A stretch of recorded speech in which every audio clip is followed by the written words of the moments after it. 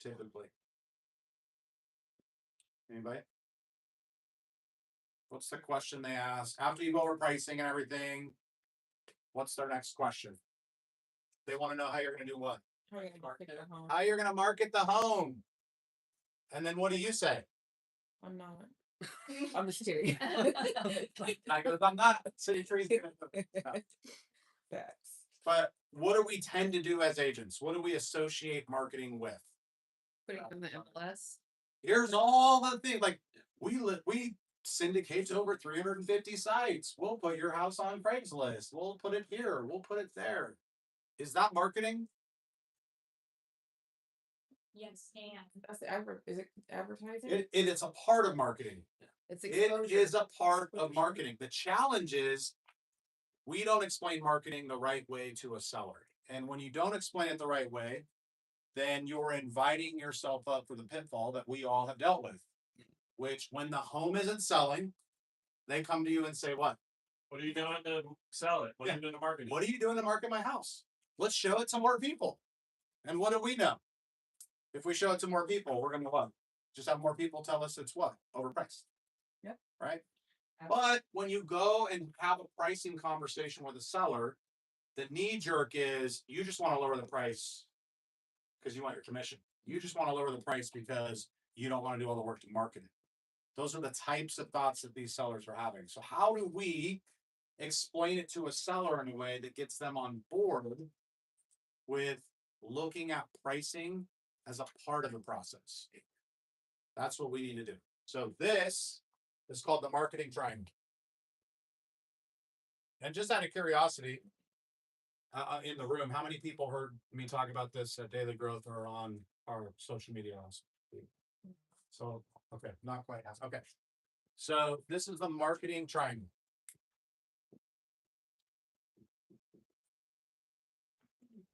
Marketing triangle. All right. Your favorite shape. It is my favorite shape. So the triangle is built this way, or the model is built this way because the triangle establishes the most important to the least important part of the process. Okay, so the larger portion, the most time spent should be here.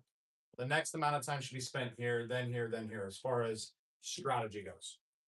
Okay, so the very first piece of the marketing triangle is data. Now, it doesn't matter if I'm selling a can of Coke or I'm selling a house. The fundamentals of marketing are exactly the same. If I'm selling a can of Coke, I'm going to go look at all the data that's going to help me understand my buyer, what they're willing to spend, what the competition is priced at, where I can position it at, all of those things. I'm going to look at all the data to help me determine the next pieces of the marketing triangle. Now, what do you think comes after data on the marketing triangle? Best guess. What's that? Price analysis. Analysis. That's part of data. Condition. Comps part of data. Comps are data. Analyzing. What do you think? Yes. Price. Then we determine. We use the data. We use the comps. We analyze the market. We analyze the position of our competitors. We analyze everything. Then we come up with the price. After we come up with the price, we then determine what story we're going to tell to attract the right buyer. So based on your house, 3-bedroom, 2-bath, 2-car garage, whatever you want to say, we need to be at this price. And then this is the positioning or story that we need to tell in order to attract the right person.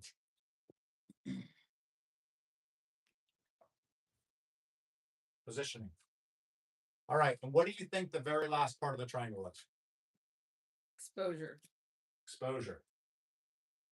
Rebecca's heard this before. Can you explain positioning again? Like, Yep. what do you mean when you say positioning? Positioning is the story that we tell coupled with the price. So this basically is how are we putting it onto the market?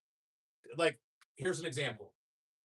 Does an open house make sense? Yes or no? Okay. Making that decision is a part of positioning. I think some things on positioning might be like, who is our buyer, Yeah, who's our buyer? Yep, who's Right. the avatar. right? Like think if you have a 4-bedroom and an office, but the office could be a 5th bedroom, who's my buyer? If my buyer is, let's just say there's a lot of like schools in the area that are sought after, and it seems like it's maybe going to be more towards a family.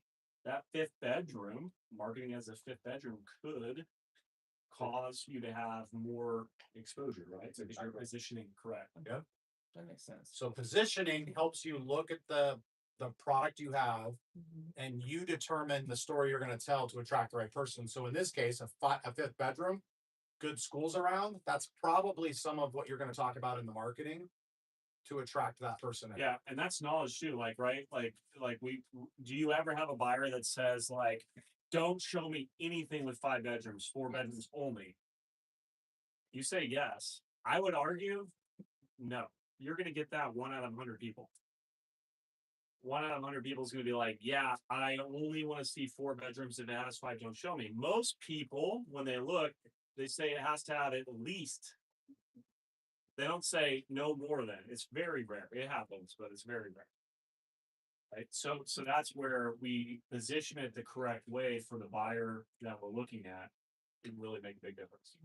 All right. So we go data, price, positioning, then exposure. So the cardinal mistake that agents make is they take this as a part of the listing presentation, sole and separate, and then they take this as a separate part of the listing presentation.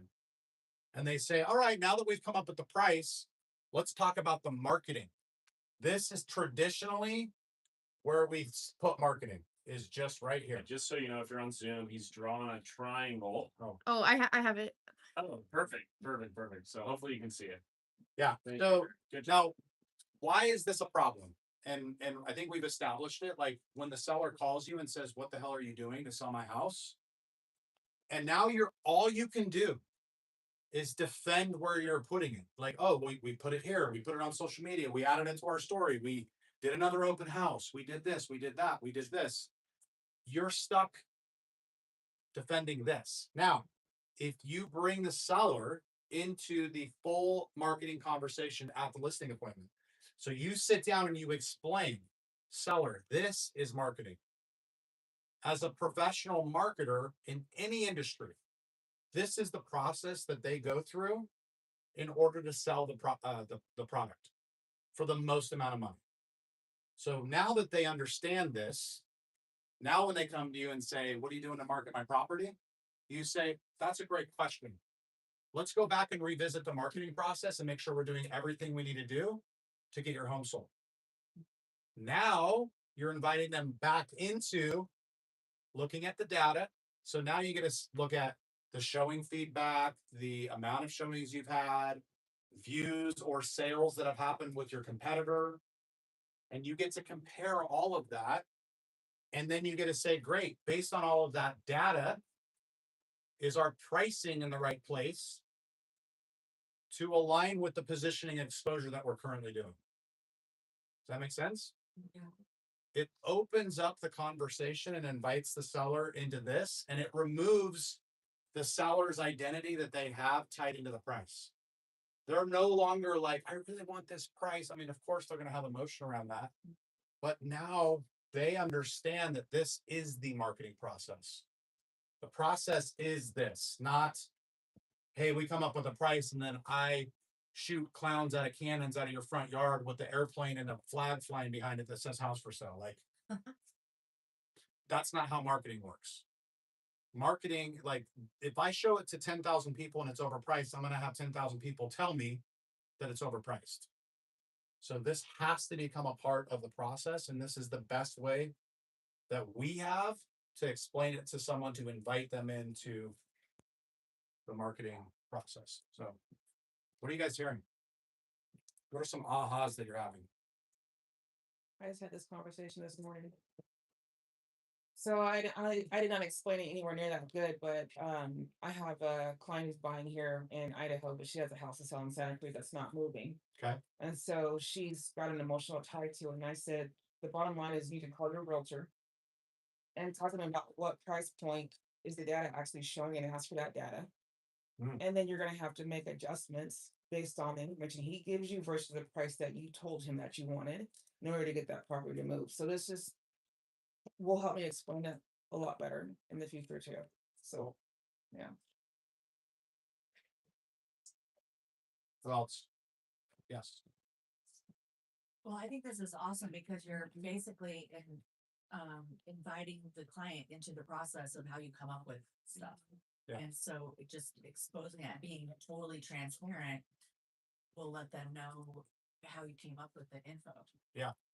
I think the important thing, I agree with you 100%. I think the challenge is before we would be transparent here, but it was the pricing process, Right. right? And then we would be transparent here, like here's all the things we do. Here's how we're going to position it. But this was the marketing process. And this creates a tug of war instead of creating a cohesive conversation around all four. Brent, I think something that gets overlooked here is competing for a listing. How many people do you think you're going to compete with who are going to explain this to their clients? Not many. But forget about, let's say you don't do this. How many people do you compete with? And then the client's like, well, so and so said they could sell for X. Right. And that's what we're talking about here, right? They're going to be focusing on, well, we do this and this and this and this. By the way, I've already failed at so many listing appointments telling them all about how great I am. I failed enough that you don't have to. It's conversations like this that really help set you apart. It not only does it set you up to win the listing because no one's teaching them this. Yeah. But it also sets you up to get it sold in the future. I think another piece to highlight here is when you're explaining this process, then it removes the responsibility that you have here. It removes some of the responsibility, meaning it's not just exposure that sells the house, it's the combination. And so when someone says they're competing and they're like, well, so and so said they could sell my house for X, you can say, great, well, let's look at the marketing process and see how that price would actually result in a sale. And when you do that and you compare it to data, now you can show them a part of the marketing process that the price they're telling you doesn't align with what the market's saying. And that's like one of the cardinal sins of marketing is you don't put something out into the world that's not aligned with what people are willing to spend. Like you're going to shoot yourself in the foot and end up losing money. Yes.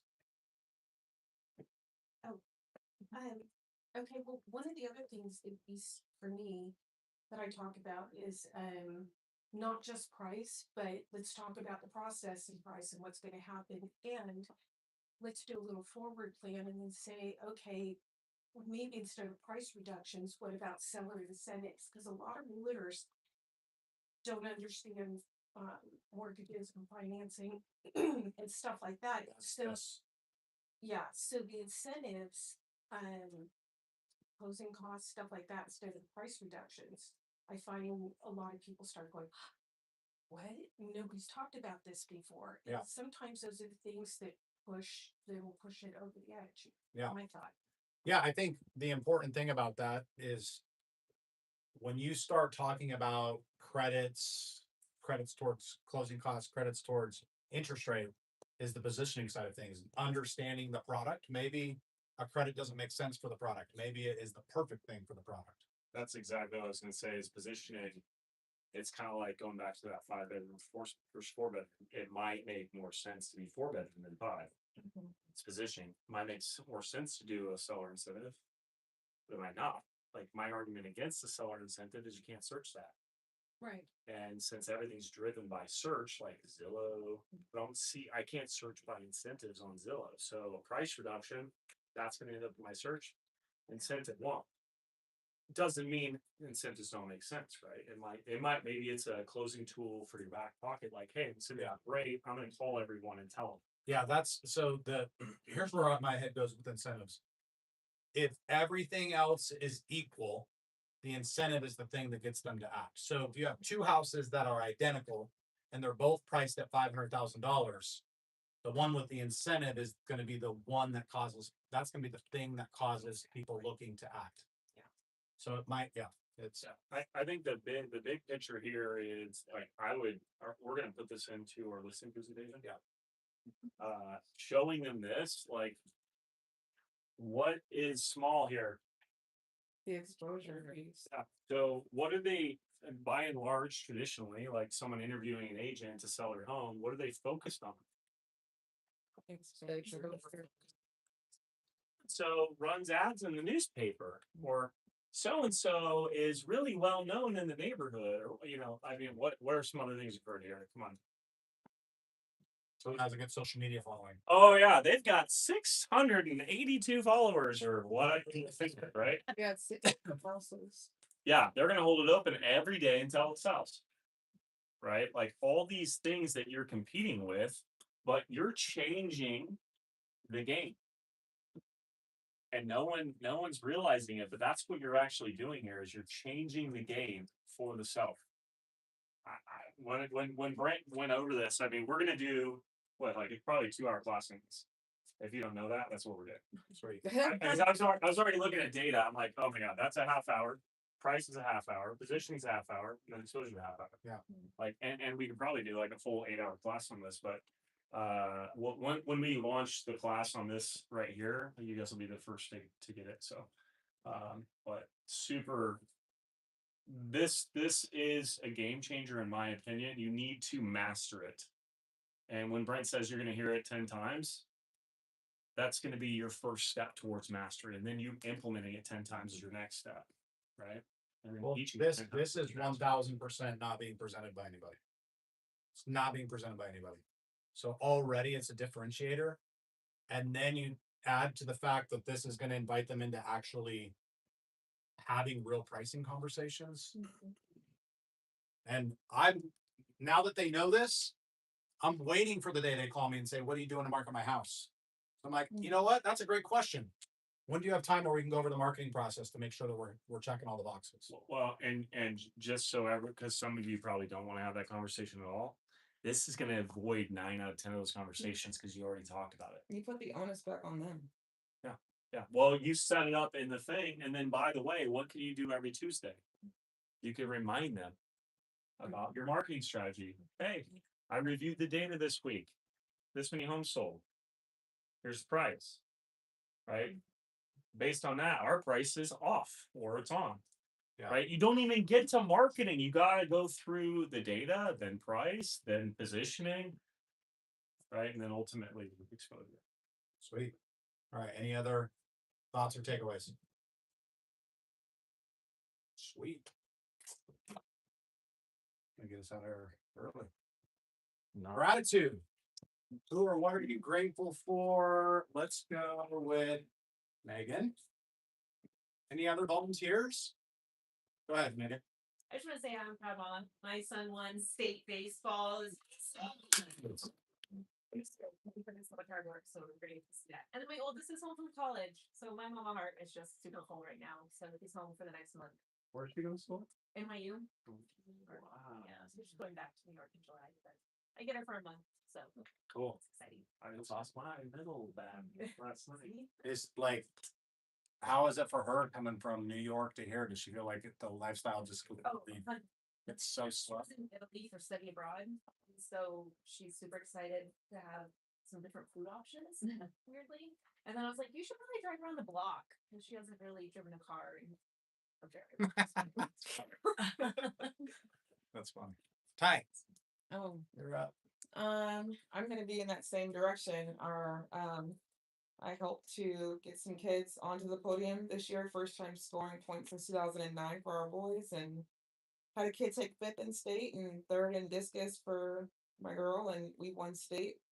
All boys, all girls for the first time since like 2004 or something like Wow. that. So yeah. Cool. That's exciting. All right. All went out on Zoom. Mark. Mark on Zoom. So I just took a call. I literally just got back. What? Yeah, tell us all about the marketing triangle. Yeah, what are your ahas on the? No, gratitude, gratitude. Who or what are you grateful for?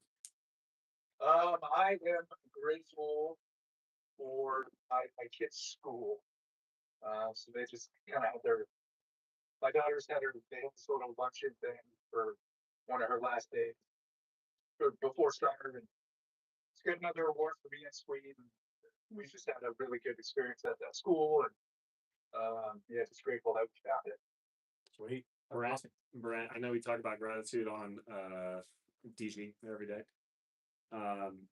Chapter 8 of Wisdom Sundays is grace and gratitude. And the notes that I took are gratitude is its own energy field. Grace is transformative. The more graceful you are, the more gratitude you have. Write down 5 things you're grateful for every day. And that was a transformation that Oprah had personally done, is write down 5 things that she's grateful for every single day. Yeah. And when you give gratitude, you're opening your heart to be more grateful. So making it a practice, right? Like anything that we want to do better in life, making it a practice of doing it is going to make it even more and more abundant in your life. I think that's what she said. She's like, I've always journaled, but the second I added the 5 things I was grateful for, Yeah. she noticed like everything in her world and in her life. Yeah. Yeah, she was journaling on like, why do I struggle with my weight? Yeah. Why do these people not like me? She was journaling those kind of things, and she shifted to gratitude, and it changed everything. Awesome. Sweet. All right, guys. On that note, we're all done.